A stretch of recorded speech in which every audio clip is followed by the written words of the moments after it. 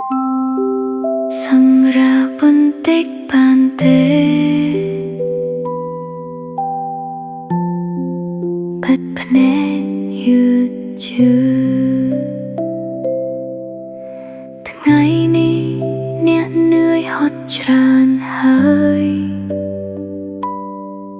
បញ្ហាច្រើន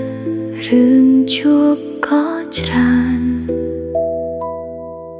មិនចាំបាច់គិតអ្វីទៀតទេទុកវាចោលសិនបានទេខ្យល់ត្រជាក់កំពុងបក់យប់ស្ងប់ស្ងាត់ស្រួលចិត្តសូម្បីភ្លៀងក៏កំពុងធ្លាក់ដែរវាចង់ឲ្យអ្នកស្ងប់ស្ងៀមមិនអីទេបើអ្នកនឿយមិនអីទេបើអ្នកចង់សម្រាកចិត្តបន្តិចបញ្ហាទុកដោះពេលក្រោយអ្នកមិនចាំបាច់ត្រូវខ្លាំងគ្រប់ពេលអ្នកអាចសម្រាកបានបិទភ្នែកយឺតយឺតដកដង្ហើមជ្រៅជ្រៅនៅទីនេះ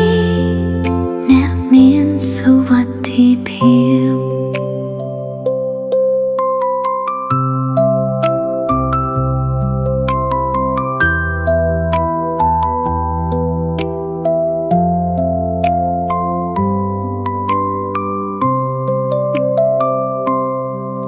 មិនចាំបាច់លឿនដូចគេ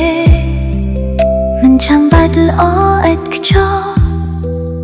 អ្នកធ្វើបានល្អហើយសម្រាប់ថ្ងៃនេះពេលដងអ្នកធ្វើការច្រើនសូមឲ្យផ្លូវចិត្តសម្រាប់បន្តិចគ្មាននរណាមកវិនិច្ឆ័យអ្នកនៅពេលនេះទេសំឡេងនេះសម្រាប់អ្នក